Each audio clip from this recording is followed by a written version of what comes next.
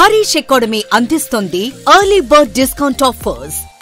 GPO గ్రామ పాలనాధికారి, group 2, SI, constable, AP high court jobs and JLDL. Full course ఏదైనా ₹699 మాత్రమే. Course validity 6 months. ఈ ఆఫర్ జూన్ 10 నుండి జూన్ 17 వరకు. సులభంగా జాబ్ సాధించే విధంగా లెజెండరీ ఫ్యాకల్టీచే రూపొందించబడిన standard and updated online classes. 3 లక్షల మందికి పైగా పర్చేస్ చేసిన ఆన్లైన్ క్లాసెస్. మరెందుకు ఆలస్యం? వెంటనే హరీష్ అకాడమీ యాప్ ను డౌన్లోడ్ చేసుకోండి, విజయం సాధించండి. Harish, the best academy. Phone number 8341116915.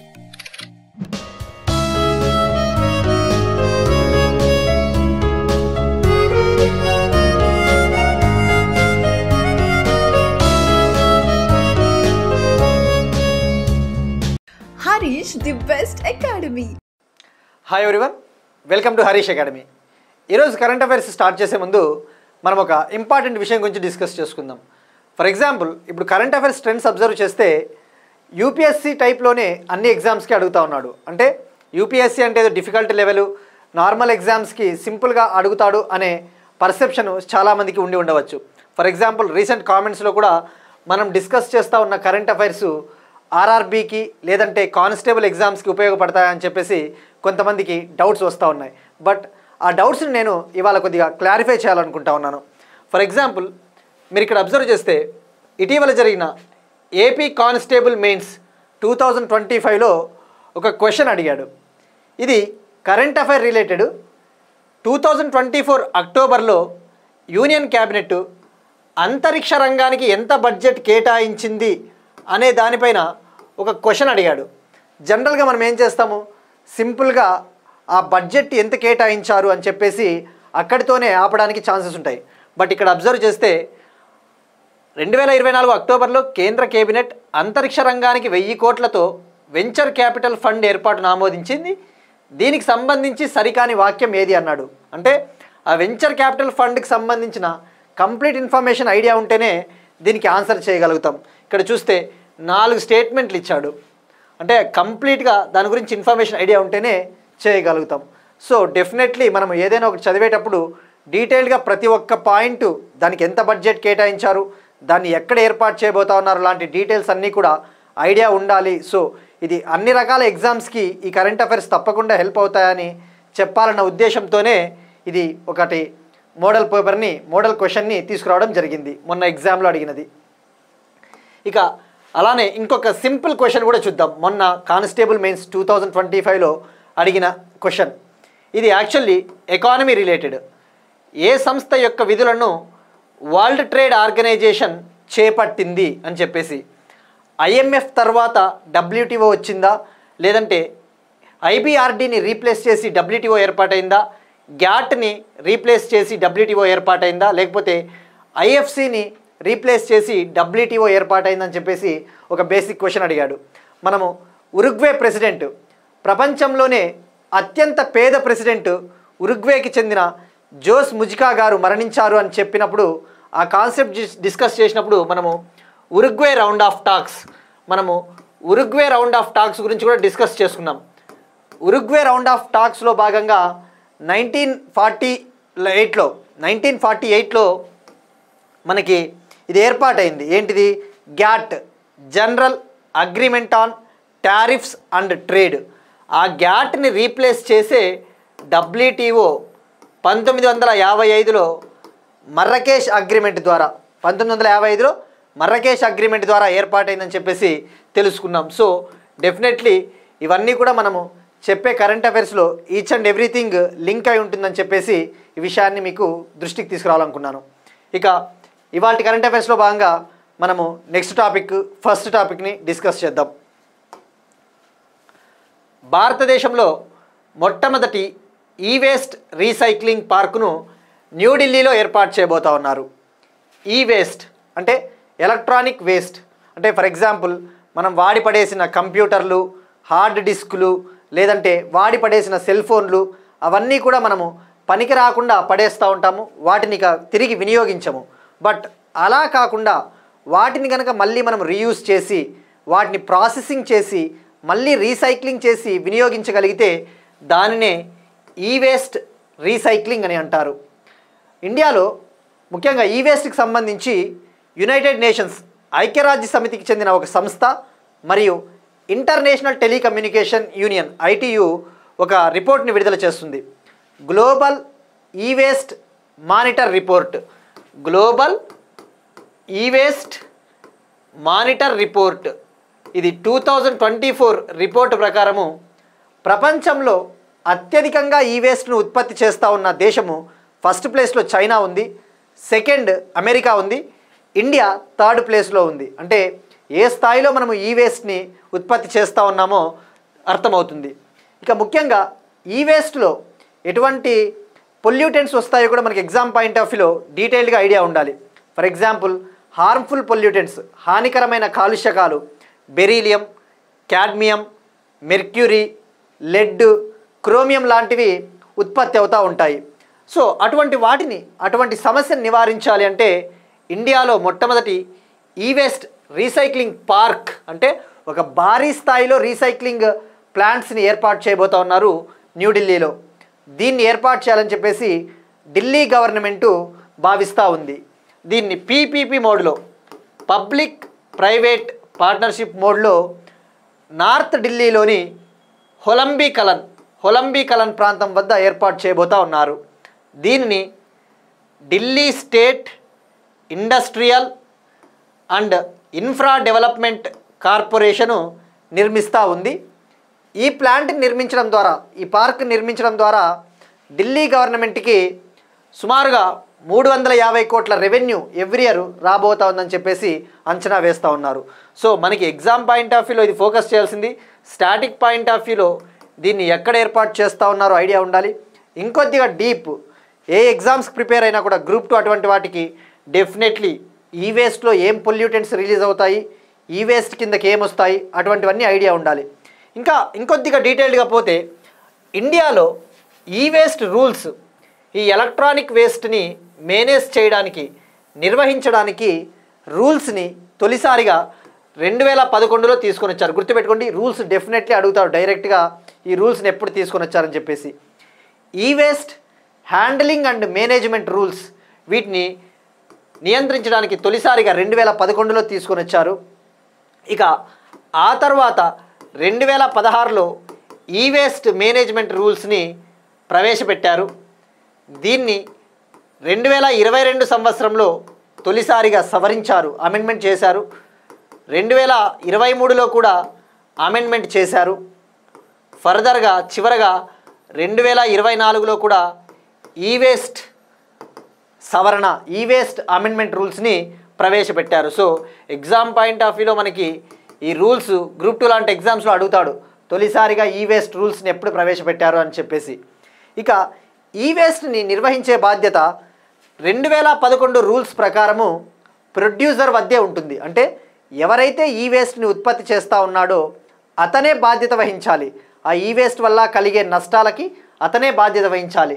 దానినే ఎక్స్టెండెడ్ ప్రొడ్యూసర్ రెస్పాన్సిబిలిటీ అంటారు. ఎక్స్టెండెడ్ ప్రొడ్యూసర్ రెస్పాన్సిబిలిటీ ఈ నిబంధనని 2011 రూల్స్లో మెన్షన్ చేశారు, ప్రస్తావించారు. అంటే అతను గనక బాధ్యత వహించకపోతే అతని పైన ఫైన్ వేయడం జరుగుతుంది. ఇది కంప్లీట్గా ఈ వేస్ట్కి సంబంధించిన రూల్స్ టాపిక్స్.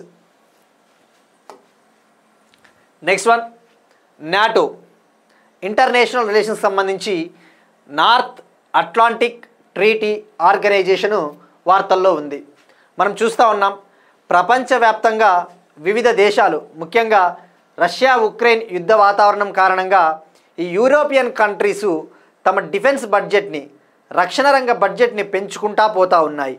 ఇప్పుడు ఇంకాస్తగా ఈ నాటో దేశాలు ఈ రక్షణ రంగానికి సంబంధించిన బడ్జెట్ను పెంచాలని చెప్పేసి నాటో చీఫ్ మార్క్ రుట్టే గారు నాటో దేశాలని అడిగారు. ఇందులో భాగంగా ఈయన ఏమని చెప్పారు అంటే, డిఫెన్స్ బడ్జెట్కి ఈ నాటో దేశాలు కనీసము 3.5% డిఫెన్స్కి కేటాయించాలని చెప్పేసి చెప్పారు. ఇక ట్రంప్ అయితే ఈ నాటో దేశాలు తమ డిఫెన్స్ బడ్జెట్లో తమ దేశ జీడిపిలో తమ దేశాల జీడిపిలో 5%ని డిఫెన్స్ కేటాయించాలని చెప్పేసి చెప్పారు. మనకి ఇక్కడ ఎగ్జామ్ పాయింట్ ఆఫ్ వ్యూలో ఏం తెలుసుకోవాలి అంటే నాటో అంటే ఏంటిది, అందులో ఎన్ని కంట్రీసు అని చెప్పేసి అటువంటి విషయాలన్నీ డీటెయిల్గా తెలుసుకోవాలి. నాటో విషయానికి వస్తే ఇప్పుడు సభ్య దేశాలు రక్షణ బడ్జెట్ను 400% పెంచాలని చెప్పేసి నాటో చీఫ్ ప్రతిపాదించారు. ఇక నాటో విషయానికి వస్తే ఇది నార్త్ అట్లాంటిక్ ట్రీటీ ఆర్గనైజేషన్. ఇదొక పొలిటికల్ మరియు మిలిటరీ కూటమి అని చెప్పవచ్చు, మిలిటరీ ఆర్గనైజేషన్ అని చెప్పవచ్చు. ఇది 1949లో ఏర్పాటైంది. 1949లో నాటో ఒప్పందము, నాటో ట్రీటీ లేదా వాషింగ్టన్ ట్రీటీ ద్వారా ఇది ఏర్పాటైంది. ఇక ఇందులో 32 కంట్రీలు ఉంటాయి, 32 మెంబర్ కంట్రీస్ ఉంటాయి. రీసెంట్గా జాయిన్ అయిన దేశం వచ్చేసి 2024లో స్వీడన్ జాయిన్ అయింది. 2024లో స్వీడను లేటెస్ట్గా జాయిన్ అయింది, అది గుర్తుపెట్టుకోండి. దీని హెడ్ క్వార్టర్స్ వచ్చేసి బెల్జియంలోని బ్రస్సెల్స్ హెడ్ క్వార్టర్స్. ఇక యూరోపియన్ యూనియన్ విషయానికి వచ్చినా కూడా దాని హెడ్ క్వార్టర్స్ బెల్జియంలోని బ్రస్సెల్స్. బెల్జియం అనేది ఒక యూరోపియన్ దేశము అనే విషయం గుర్తుపెట్టుకోండి. ఇక ఇంకొక ముఖ్యమైన విషయము, ఇందులో ఉక్రెయిన్ రష్యా సభ్యత్వం లేదు, ఉక్రెయిన్కి రష్యాకి సభ్యత్వం లేదు. They are not members of NATO అనే విషయం గుర్తుపెట్టుకోవాలి. ఇక నాటో సమ్మిట్ విషయానికి వస్తే ఇప్పుడు ఈ నెల 24-25 తేదీల్లో నాటో సమావేశము నెదర్లాండ్స్లోని ద హేగ్ పట్టణంలో జరగబోతూ ఉంది. అందుకోసము ఈ సమావేశ సన్నాహకాల్లో భాగంగా నాటో చీఫ్ ఈ ప్రతిపాదన చేశారు. ఇక నెదర్లాండ్స్ ద హేగ్ అంటే గుర్తుకు రావాల్సింది మనకు ఇంటర్నేషనల్ కోర్ట్ ఆఫ్ జస్టిస్, అంతర్జాతీయ న్యాయస్థానం head quarters the Hague. International criminal court, అంతర్జాతీయ నేర న్యాయస్థానం, దాని హెడ్ క్వార్టర్స్ కూడా ద హేగ్ అని గుర్తుపెట్టుకోండి. Next one, Indravati national park. మనం జనరల్గా వార్తలు చదివేటప్పుడు, వార్తల్లో ఉన్న ఇష్యూస్ చదివేటప్పుడు మనము మెయిన్ ఇష్యూస్ని కొన్ని మిస్ చేయడానికి ఛాన్సెస్ ఉంటాయి. సో అలా జరగొద్దని చెప్పేసి ఈ నేషనల్ పార్క్ని తీసుకురావడం జరిగింది. ఇటీవల అబ్జర్వ్ చేస్తే ఛత్తీస్గఢ్ ప్రాంతంలో, ముఖ్యంగా కర్రెగుట్టల ప్రాంతంలో, తెలంగాణ ఛత్తీస్గఢ్ బార్డర్ ప్రాంతంలో ఆపరేషన్ కగారు మరియు ఆపరేషన్ బ్లాక్ ఫారెస్ట్ పేరిట మావోయిస్టులని ఏరివేయడం జరుగుతూ ఉంది, వాళ్ళని నిర్మూలించడం జరుగుతూ ఉంది. సో ఇప్పుడు ఇంద్రావతి నేషనల్ పార్క్ పరిధిలో ఉన్న ఛత్తీస్గఢ్లోని బీజాపూర్ జిల్లా పరిధిలో ఉన్న ఇంద్రావతి నేషనల్ పార్క్లో మావోయిస్టులని ఎన్కౌంటర్ చేశారు. సో మనం ఇక్కడ తీసుకోవాల్సింది కాంటెక్స్ట్ వచ్చేసి ఇంద్రావతి నేషనల్ పార్క్ అంటే ఛత్తీస్గఢ్. ఇక నక్సలిజం విషయానికి వస్తే హోమ్ మినిస్టర్ గారు ఆల్రెడీ ప్రకటించారు, ఇండియాలో నక్సలిజాన్ని మార్చ్ 31,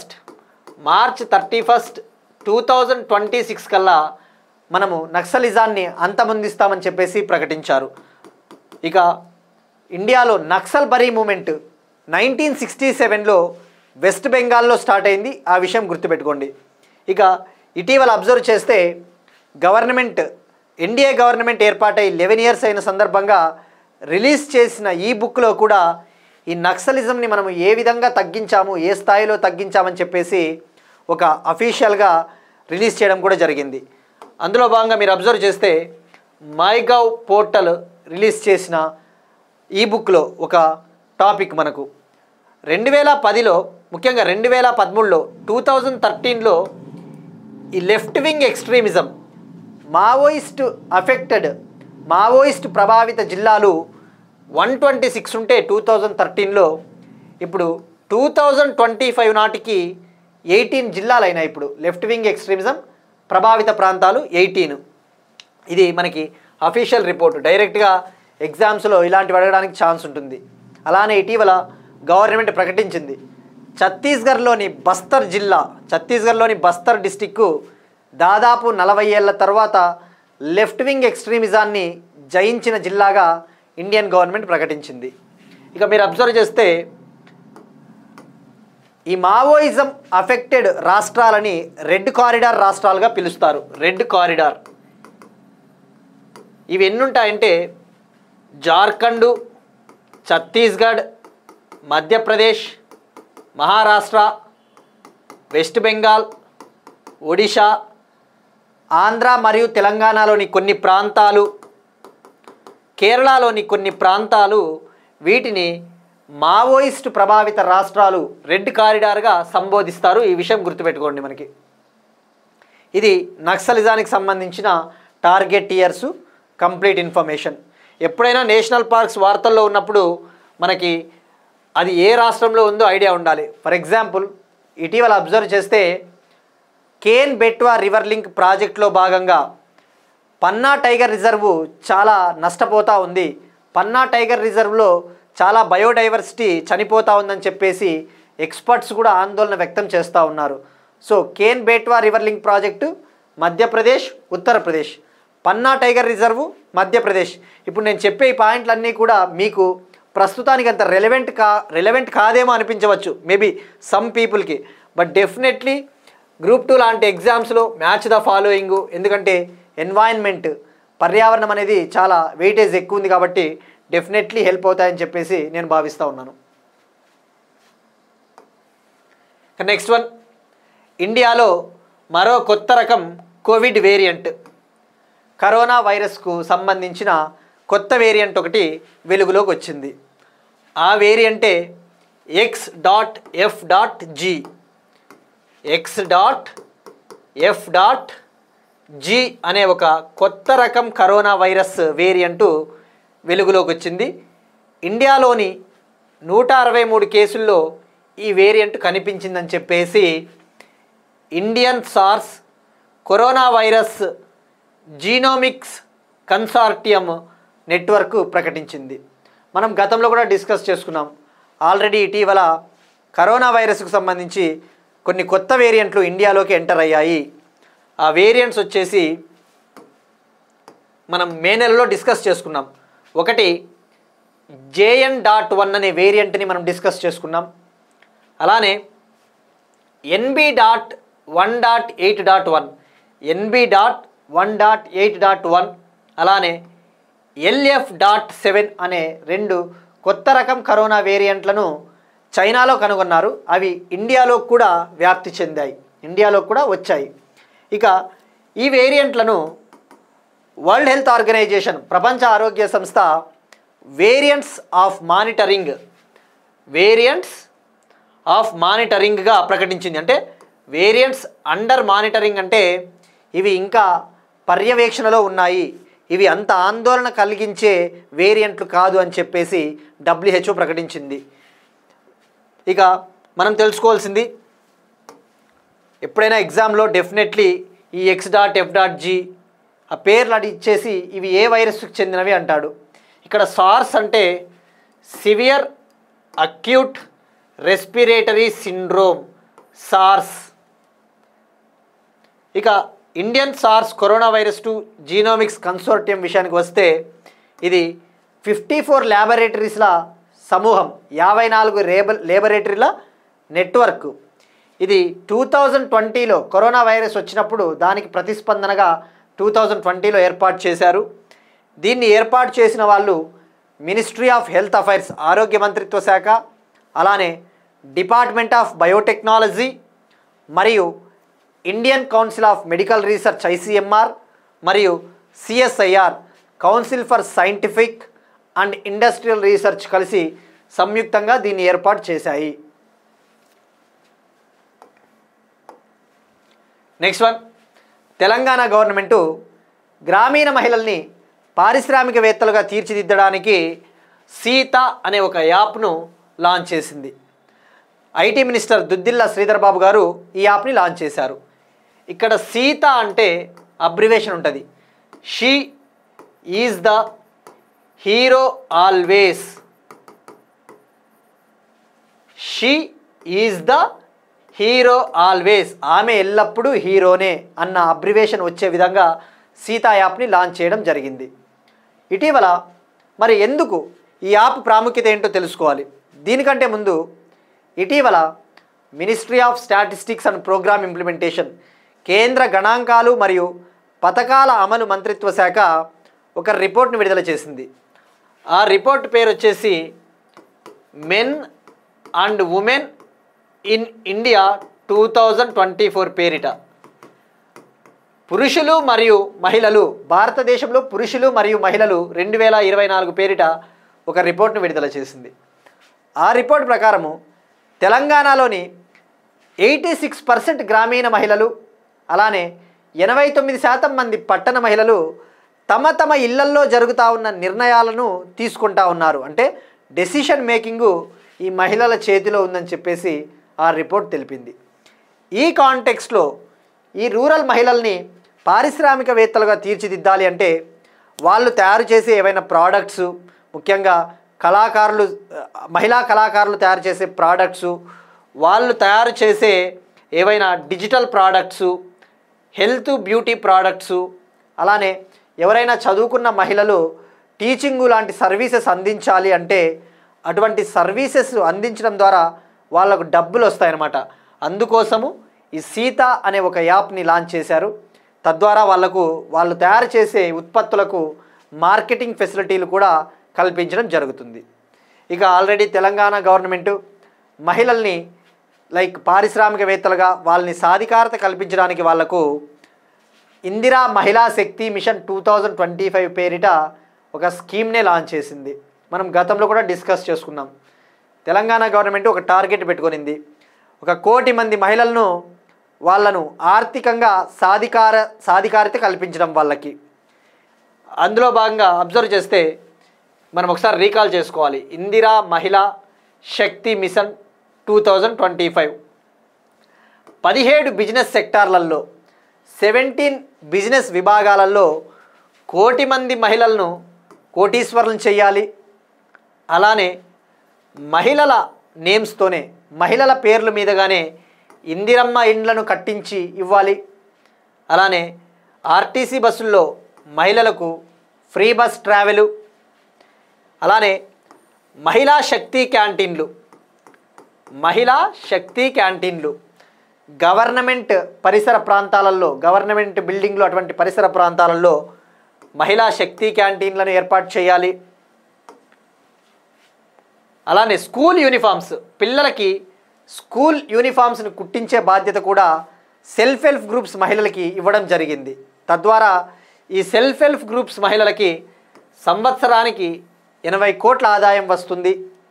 అలానే 0 వడ్డీ రుణాలు, ఈ స్కీమ్ కింద తొలి ఏడాదిలో 21,000 కోట్ల విలువైన 0 వడ్డీ రుణాలు ఇవ్వాలని చెప్పేసి సంకల్పించింది. అలానే తెలంగాణలోని 31 జిల్లాలలో సెల్ఫ్ హెల్ప్ గ్రూప్స్ మహిళల చేత నిర్వహించబడే పెట్రోల్ బంకులను ఇండియన్ ఆయిల్ కార్పొరేషన్ కంపెనీల సహకారంతో ఏర్పాటు చేస్తూ ఉన్నారు. వీటిని అక్టోబర్ 2న ప్రారంభిస్తామని చెప్పేసి women and child development minister Seethakka గారు ప్రకటించారు. ఇక అలానే ఈ సెల్ఫ్ హెల్ప్ గ్రూప్స్ మహిళలు నిర్వహించే సోలార్ పవర్ ప్లాంట్లను కూడా అక్టోబర్ 2న ప్రారంభిస్తామని చెప్పేసి ఆమె చెప్పారు. ఇక్కడ ఈ కాంటెక్స్ట్లో ఇవన్నీ మనం ఎందుకు డీటెయిల్గా చెప్తా ఉన్నామంటే రేపు పొద్దున్న మీరు సోషియో ఎకనామిక్ సర్వే చదివిన ఈ పాయింట్సే రిఫ్లెక్ట్ అవుతాయి. ఇక ఇక్కడ అబ్జర్వ్ చేస్తే మహిళా శక్తి క్యాంటీన్లు, అదే ఆంధ్రప్రదేశ్ విషయానికి వస్తే తృప్తి క్యాంటీన్లు ఏర్పాటు చేస్తూ ఉన్నారు. మహిళల చేత నిర్వహించబడే క్యాంటీన్లు అన్నమాట, అది తృప్తి క్యాంటీన్లు. ఇక అలానే నిన్న ఆంధ్రప్రదేశ్ గురించి డిస్కస్ చేసుకునేటప్పుడు ఆంధ్రప్రదేశ్ సెల్ఫ్ హెల్ప్ గ్రూప్స్ మహిళలకు సంబంధించి ప్రేరణ సఖీస్ అనే మహిళల గురించి కూడా డిస్కస్ చేసుకున్నాం. సో ఈ పదాలు చాలా ఇంపార్టెంట్, ఈ టర్మ్స్ మనకి గుర్తుండాలి, ఎకానమీలో వెళ్ళిపోతాయి. నెక్స్ట్ వన్, తెలంగాణ గవర్నమెంటు అంగన్వాడీల్లో ఉన్న బాలల కోసం, అంగన్వాడీలు తెలంగాణ వ్యాప్తంగా ఉన్న అండర్ 5 చిల్డ్రన్ అంటే 5 ఏళ్లలోపు చిన్నారులకు ఉచితంగా ట్రీట్మెంట్ ఇవ్వడానికి, వాళ్ళకి ఏమైనా వ్యాధులు వచ్చినా వాళ్ళకి అవసరమైన మెడికల్ ట్రీట్మెంట్ లైక్ మెడికల్ టెస్టులు కావచ్చు, వాళ్ళకి అవసరమైన మందులు ఇవ్వడానికి బాల భరోసా పథకాన్ని లాంచ్ చేయనున్నట్టు సీతక్క గారు ప్రకటించారు. సో ఇక్కడ గుర్తుపెట్టుకోవాల్సింది డైరెక్ట్గా 5 ఏళ్లలోపు ఉన్న చిల్డ్రన్కి, అంగన్వాడీ మరియు మిగతా చిల్డ్రన్కి ఫ్రీ మెడికల్ ట్రీట్మెంట్. అది ఆ పథకం ఉద్దేశం. ఇక ఆ పథకాన్ని కంప్లీట్గా లాంచ్ చేసినప్పుడు దానికి సంబంధించిన విధి విధానాలు, మార్గదర్శకాలు మనం డీటెయిల్గా డిస్కస్ చేసుకుందాం. No need to worry. ఇప్పుడు ఒక క్వశ్చన్ చూద్దాం. ఇది ఫిబ్రవరిలో వచ్చిన ఇంపార్టెంట్ కరెంట్ అఫైర్ మీద ఫ్రేమ్ చేసిన క్వశ్చన్. సో మీరు క్వశ్చన్స్ అయితే ట్రై చేయండి. Like many of the people are, I think they are hesitating to answer the questions, but MCQs అయితే తప్పకుండా ట్రై చేయండి. ఇది ఫిబ్రవరిలోని కరెంట్ అఫైర్. ఫిబ్రవరి 2, 2025న southern hemisphere, southern hemisphere in the sense like Asia ప్రాంతము, Africa, Oceania ప్రాంతము, ఈ దక్షిణార్ధగోళం southern హెమిస్పియర్లో అతిపెద్ద హిందూ దేవాలయం ఎక్కడ ప్రారంభించబడింది అన్నాడు. Option A Sydney Australia, option B Johannesburg దక్షిణాఫ్రికా, option C Sao Paulo Brazil, option D Auckland New Zealand. ఇక నిన్నటి క్వశ్చన్ విషయానికి వస్తే మనం అడిగింది మౌంట్ తరానకి. మౌంట్ తరానకి అనే మౌంటైన్కు ఇటీవల ఏ దేశము వ్యక్తిత్వ హోదా ఇచ్చింది అంటే దానికి ఆన్సరు న్యూజిలాండ్. ఇది చాలా ప్రాముఖ్యమైన కొండ, మౌంటైన్ అని చెప్పవచ్చు. ఇక నెక్స్ట్ వన్, సెమీ కండక్టర్ సెజ్ల గురించి, స్పెషల్ ఎకనామిక్ జోను, నిమ్జ్ గురించి, నేషనల్ ఇన్వెస్ట్మెంట్ మ్యానుఫ్యాక్చరింగ్ జోన్ గురించి మనం డీటెయిల్గా ఆల్రెడీ డిస్కస్ చేసుకున్నాం. తెలంగాణలోని జహీరాబాద్ నిమ్జ్ గురించి డిస్కస్ చేసినప్పుడు సెజ్కి నిమ్జ్కి డిఫరెన్సెస్ తెలుసుకున్నాం. ఇప్పుడు ఆ సెజ్కి సంబంధించి ఇండియన్ గవర్నమెంట్ కొన్ని రీఫార్మ్స్ తీసుకొని వచ్చింది, సెజ్ రీఫార్మ్స్. ముఖ్యంగా అందులో భాగంగా గుజరాత్లోని సనంద్ అనే ప్రాంతంలో అమెరికాకు చెందిన మైక్రాన్ టెక్నాలజీస్ కంపెనీ 13,000 కోట్లతో ఒక సెమీ కండక్టర్ సెజ్ను ఏర్పాటు చేయబోతా ఉంది. దానికి ఇండియన్ గవర్నమెంట్ ఆమోదం తెలిపింది. ఇది 37.64 హెక్టార్స్లో 13,000 crores నిర్మిస్తూ ఉన్నారు. ఇక అలానే ఏక్వస్ గ్రూప్ ఈ ఏక్వస్ గ్రూప్ అనే సంస్థ కర్ణాటకలో హుబ్బళిలోని ప్రాంతంలో హుబ్బళి డ్యూరబుల్ గూడ్స్ క్లస్టర్ సెజ్ని కర్ణాటకలో ఏర్పాటు చేయబోతా ఉంది. 100 crores పెట్టుబడితో, 100 కోట్ల పెట్టుబడితో. దీనిని 11.55 హెక్టార్స్లో నిర్మించబోతా ఉన్నారు. ఈ రెండింటికి కూడా గవర్నమెంట్ అప్రూవల్ తెలిపింది. మనకి ఏదైనా ఒక స్టేట్లో ఏదైనా మ్యానుఫ్యాక్చరింగ్ ప్లాంట్ నిర్మిస్తూ ఉన్నారంటే తప్పకుండా ప్రతి పాయింట్ ఐడియా ఉండాలి. ఇటీవల మనం డిస్కస్ చేసుకున్నాం, గుజరాత్లోని దొలేరా ప్రాంతంలో కూడా సెమీ కండక్టర్కి సంబంధించిన ఒక ప్లాంట్ని ఏర్పాటు చేయబోతా ఉన్నట్టు కూడా మనం తెలుసుకున్నాం. సో ఇవి 2 ఫ్యాక్ట్ ఓరియంటెడ్. అయితే ఇండియన్ గవర్నమెంటు ఎలక్ట్రానిక్స్ రంగంలోను మరియు సెమీ కండక్టర్స్ రంగంలో ఈ సెజ్లను ప్రోత్సహించడానికి కొన్ని రీఫార్మ్స్, సంస్కరణలు తీసుకొని వచ్చింది.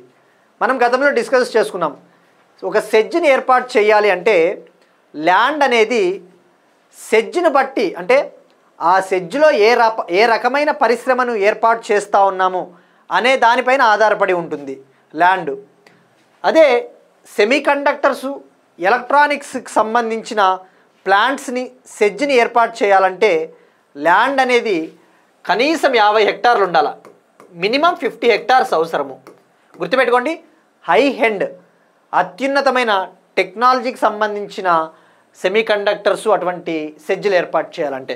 బట్ వీటిని ప్రోత్సహించడానికి ఇండియన్ గవర్నమెంట్ ఏం చేసిందంటే, ఇప్పుడు వీటిని ఏర్పాటు చేయాలంటే 10 హెక్టార్స్ ల్యాండ్ ఉన్నా కూడా సరిపోతుంది అని చెప్పేసి జీవో జారీ చేసింది గవర్నమెంట్. సో ఈ పాయింట్లు తప్పకుండా రేపు పొద్దున మీకు ఎకానమీలో అడుగుతాడు. దెర్ ఆర్ మెనీ పాసిబిలిటీస్ ఎకనామిక్స్లో. So be careful. సో ఇప్పుడు సెమీకండక్టర్ సెజ్జులను ఏర్పాటు చేయాలంటే 10 hectares of land is enough. ఇంకొద్దిగా డెప్త్కి పోతే ఇండియాలో సెజ్జుల్ని ఏర్పాటు చేయడానికి సెజ్ యాక్ట్ 2005 ఉంది, గుర్తుపెట్టుకోండి. సెజ్ యాక్ట్ 2005, సెజ్ రూల్స్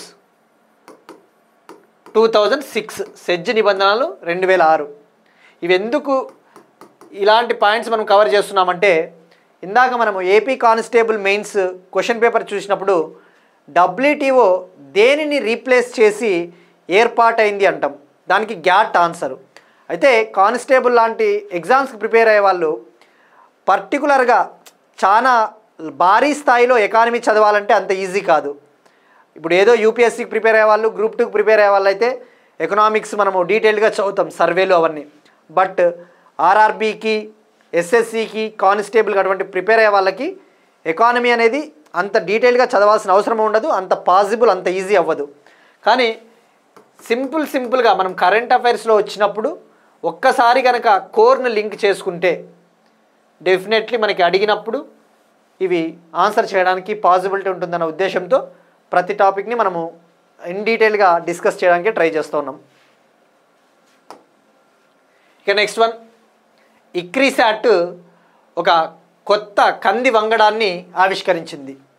కంది పంటకు సంబంధించిన కొత్త సీడ్ని ఇక్రీసాట్ అంటే ఏంటి మనం డిస్కస్ చేసుకున్నాం. అంతర్జాతీయ మెట్ట పంటల పరిశోధన సంస్థ, international crops research institute for semi arid tropics. ఇది 1972లో ఏర్పాటైంది. ఇప్పుడు వీళ్ళు అభివృద్ధి చేసిన కొత్త కంది వంగడం వచ్చేసి దాని పేరు ICPV 25344. ICPV 25344. దీని ప్రాముఖ్యత వచ్చేసి 120 రోజుల్లోనే పంట చేతికి వస్తుంది ఈ కంది వంగడాన్ని వినియోగిస్తే. జనరల్గా కంది పంట చేతికి రావాలంటే 6 months పడుతుంది. ఇప్పుడు 4 monthsలోనే పంట చేతికి రావడం వల్ల 1 yearలో 3 పంటల్ని పండించవచ్చు. అదే కాకుండా అధిక దిగుబడిని కూడా ఇస్తుంది ఇది కంపేర్ టు నార్మల్ సీడ్స్. ఇది మనకి ఈ ఇన్ఫర్మేషన్ ఎనఫ్. ఇక ఇక్రీసాట్ గురించి విషయానికి వస్తే, ఇలాంటి ఆర్గనైజేషన్స్ న్యూస్లో ఉన్నప్పుడు అది ఎక్కడ హెడ్ క్వార్టర్సు, దాని హెడ్ ఎవరో కూడా తెలుసుకోవాలి. మీరు అబ్జర్వ్ చేస్తే మొన్న కానిస్టేబుల్ మెయిన్స్ పేపర్ చూసినా కూడా డైరెక్ట్ క్వశ్చన్ ఒకటి అడిగాడు. వరల్డ్ హెల్త్ ఆర్గనైజేషన్, ప్రపంచ ఆరోగ్య సంస్థ ఎప్పుడు ఏర్పాటైంది అన్నాడు, 1948. మరి ఇక్రీసాట్ హెడ్ క్వార్టర్స్ వచ్చేసి హైదరాబాద్లోని పటాన్ చెరు అని చెప్పేసి తెలుసుకున్నాం. డైరెక్టర్ జనరల్ హిమాన్షు పాతక్ గారు. ఇక ఇటీవలే ఇక్రీసాట్ తెలంగాణలో లౌరస్ అనే ఒక సంస్థతో కలిసి తెలంగాణలోనే మొట్టమొదటి మొబైల్ సాయిల్ టెస్టింగ్ ల్యాబ్ను కూడా ప్రారంభించిందని చెప్పేసి తెలుసుకున్నాం. ఇక ఐకార్ విషయానికి వస్తే, Indian council of agricultural research head quarters New Delhi. So అది confuse అవ్వద్దండి, ఇక్రీసాట్ head quarters Hyderabad. Next one, హైదరాబాద్లో rare earth magnets plant. Rare earth elements మనం ఆల్రెడీ డిస్కస్ చేసుకున్నాం. ఈ రేర్ ఎర్త్ మినరల్స్ అరుదుగా దొరికే ఖనిజాలు అనేవి ఎలక్ట్రానిక్స్ ఇండస్ట్రీలోను, ఆటోమొబైల్ ఇండస్ట్రీలోను, లైక్ ఎలక్ట్రిక్ మోటార్స్లోను ఉపయోగపడే ఖనిజాలు. ఇవి ఎక్కువగా భారతదేశము చైనా నుంచి దిగుమతి చేసుకుంటూ ఉంది. అయితే చైనా ఇటీవల ఎక్స్పోర్ట్ బ్యాన్ విధించింది, వాటిని ఇండియాకి ఎక్కువగా సప్లై చేయకూడదని చెప్పేసి. సో ఈ కాంటెక్స్ట్లో మన ఆటోమొబైల్ ఇండస్ట్రీకి అవసరమైన rare earth magnets in the sense అయస్కాంతాలు, ఈ రేర్ ఎర్త్ మినరల్స్తో తయారు చేసే ఒక రకమైన అల్లాయిస్ లేదా ఒక రకమైన మ్యాగ్నెట్స్ని ఉత్పత్తి చేయడానికి ఒక ప్లాంట్ని దేశంలోనే తొలిసారిగా హైదరాబాద్లో ఏర్పాటు చేయబోతా ఉన్నారు.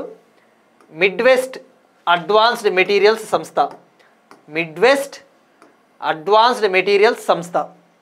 ఈ ప్లాంట్ ద్వారా ఏడాదికి 5000 టన్నుల ఉత్పత్తి సామర్థ్యముతో ఈ ప్లాంట్ని ఏర్పాటు చేయబోతా ఉన్నారు.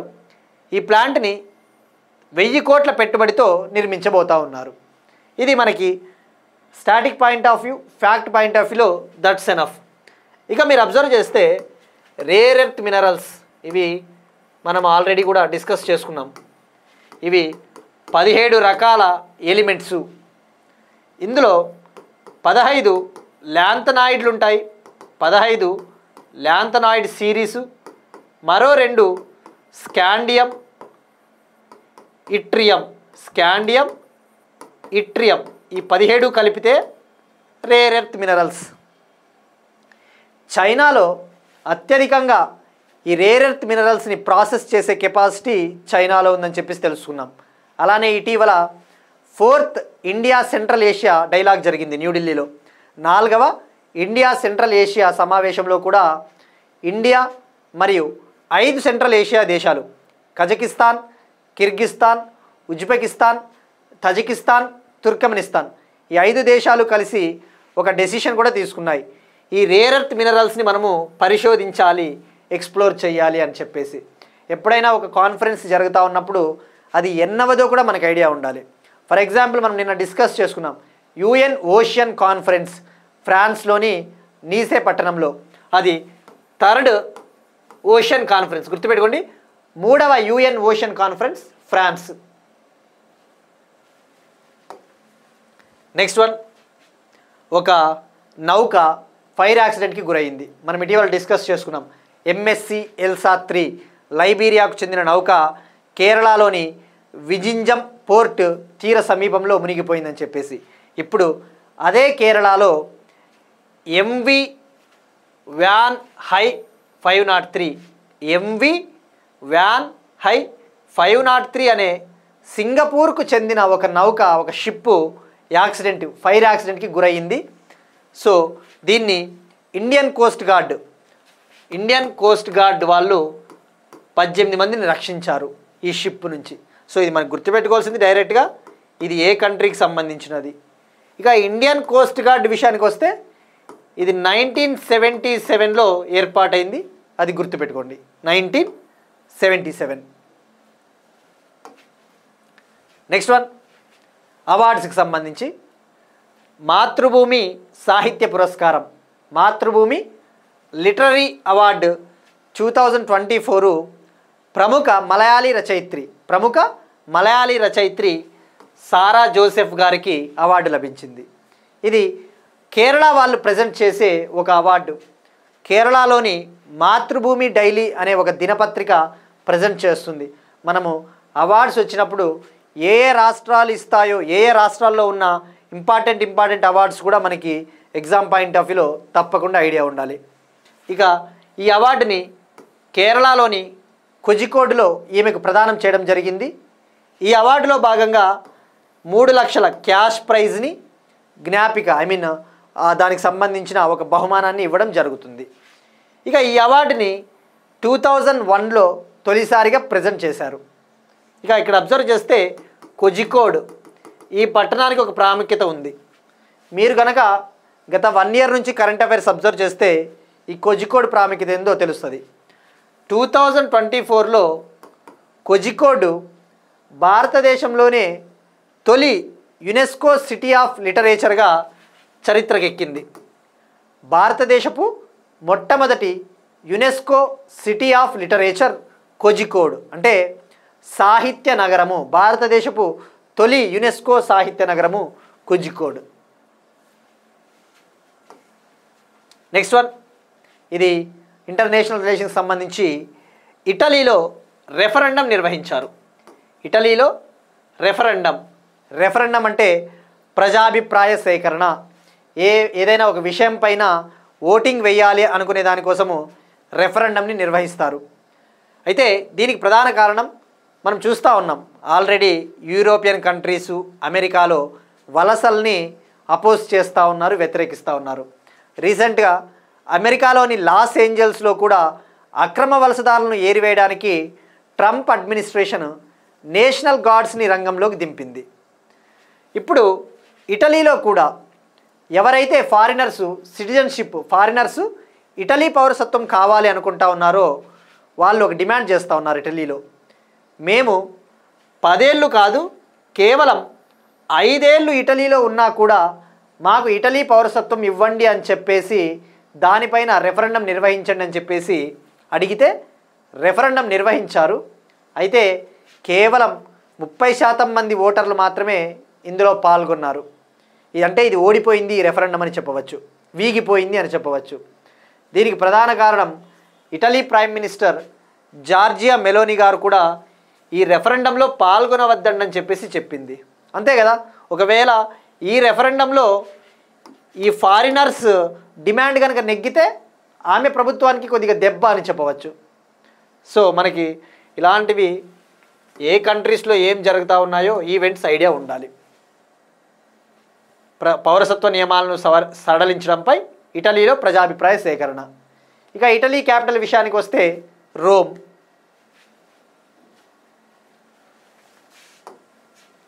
నెక్స్ట్ వన్, స్పోర్ట్స్కి సంబంధించి ICC hall of fame, international cricket council hall of ఫేమ్లో 2025 ఇయర్కి సంబంధించి 7 మంది క్రికెటర్లకు చోటు లభించింది. 7 మంది క్రికెటర్లకు చోటు లభించింది. ఇందులో ఇండియా నుంచి ఎంఎస్ ధోని, ఇండియన్ మాజీ కెప్టెన్ చోటు దక్కించుకున్నాడు. ఐసీసీ హాల్ ఆఫ్ ఫేమ్ అంటే ఎవరైతే క్రికెట్కు అత్యుత్తమ సేవలు అందిస్తారో వాళ్ళని ఈ లిస్టులో ఇంక్లూడ్ చేయడం జరుగుతుంది. మనం ఎగ్జామ్ పాయింట్ ఆఫ్ వ్యూలో ఈ 7 మంది ఎవరో కూడా తెలుసుకోవాలి. ఒకరు సౌత్ ఆఫ్రికాకు చెందిన Hashim Amla, MS Dhoni India, Australia batsman Matthew Hayden, పాకిస్తాన్కు చెందిన మహిళా cricketer Sana Mir, south Africa cricketer Graeme Smith, ఇంగ్లాండ్కు చెందిన మహిళా క్రికెటర్ సారా టేలర్, న్యూజిలాండ్కు చెందిన బౌలర్ డానియల్ వెటోరీ. ఇక ఇండియా నుంచి కూడా ఇప్పటి వరకు ఎంతమంది ఐసీసీ హాల్ ఆఫ్ ఫేమ్లో ఉన్నారో తెలుసుకోవాలి. ధోనీతో కలిపి 11 మంది ఇప్పుడు. సో డెఫినెట్లీ ఒకసారి వాళ్ళని మనము గుర్తు చేసుకోవాలి డెఫినెట్లీ ఎగ్జామ్ పాయింట్ ఆఫ్ వ్యూలో. ఒకరు for the first time Sunil Gavaskar, Bishan Singh Bedi, Kapil Dev, Anil Kumble, Rahul Dravid, Sachin Tendulkar, Vinoo Mankad, Diana Edulji అనే ఇండియన్ మహిళా cricketer, Virender Sehwag, Neetu David, MS Dhoni 11th one. ఇది మనకి ఐసీసీ హాల్ ఆఫ్ ఫేమ్. ఇక ఫైనల్గా ఈ మధ్యన స్పోర్ట్స్ ఎక్కువగా ఎగ్జామ్స్లో ఫోకస్ చేస్తూ ఉన్నాడు కాబట్టి ఎవరైనా ప్లేయర్ రిటైర్ అయినప్పుడు కూడా జస్ట్ అతను ఏ కంట్రీకి చెందినవాడు, ఏ క్రికెటర్ ఏ స్పోర్ట్కి చెందినవాడు ఐడియా ఉంటే సరిపోతుంది. ఇప్పుడు వెస్టిండీస్కు చెందిన 29 ఇయర్స్ బ్యాట్స్మన్, 29 ఏళ్ల బ్యాట్స్మన్ నికోలస్ పూరన్ రిటైర్మెంట్ ప్రకటించాడు. అంటే అతి చిన్న వయసులోనే రిటైర్మెంట్ ఇచ్చాడు కాబట్టి మనం ఒకసారి అతను ఏ కంట్రీకి చెందినవాడో తెలుసుకుంటే మంచిది. Nicholas Pooran West Indies. ఇక ఇటీవలే సౌత్ ఆఫ్రికాకు చెందిన క్లాసెన్ కూడా, హెన్రిచ్ క్లాసెన్ అనే అతను test cricket, ODI cricket, T20 cricket నుంచి రిటైర్మెంట్ ఇచ్చాడు. ఇక రోహిత్ శర్మ టెస్టులకి, విరాట్ కోహ్లీ కూడా టెస్టులకి రిటైర్మెంట్ ఇచ్చాడని చెప్పేసి మనం తెలుసుకున్నాం. ఇవి ఇవాల్టి కరెంట్ అఫైర్స్. మనం ఒకసారి క్విక్గా రీక్యాప్ చూద్దాం.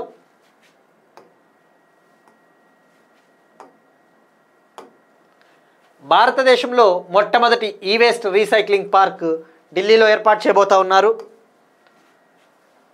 సభ్య దేశాలు రక్షణ బడ్జెట్ను 400% పెంచాల్సిందని చెప్పేసి నాటో చీఫ్ మార్క్ రుడ్జే గారు ప్రకటించారు. NATO member countries Indravati national park Chhattisgarh, ఇండియాలో కొత్త కోవిడ్ వేరియంట్ X.F.G, తెలంగాణ ప్రభుత్వం లాంచ్ చేసిన సీతా యాప్, బాల భరోసా పథకాన్ని లాంచ్ చేయనున్న తెలంగాణ ప్రభుత్వం, గుజరాత్లోని సనంద్లో సెమీకండక్టర్ సెజ్కు ఆమోదం, కొత్త కంది వంగడాన్ని ఆవిష్కరించిన ఇక్రీశాట్, హైదరాబాద్లో rare earth magnets plant, MV van high 503 నౌక, మాతృభూమి సాహిత్య పురస్కారం అవార్డు, పౌరసత్వ నియమాలను సడలించడంపై ఇటలీలో ప్రజాభిప్రాయ సేకరణ, ఐసీసీ హాల్ ఆఫ్ ఫేమ్ 2025కు గాను 7 మంది క్రికెటర్లకు చోటు,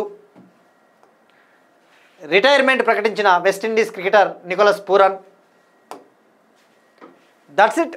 These are today's current affairs and we'll meet you again tomorrow and thank you everyone.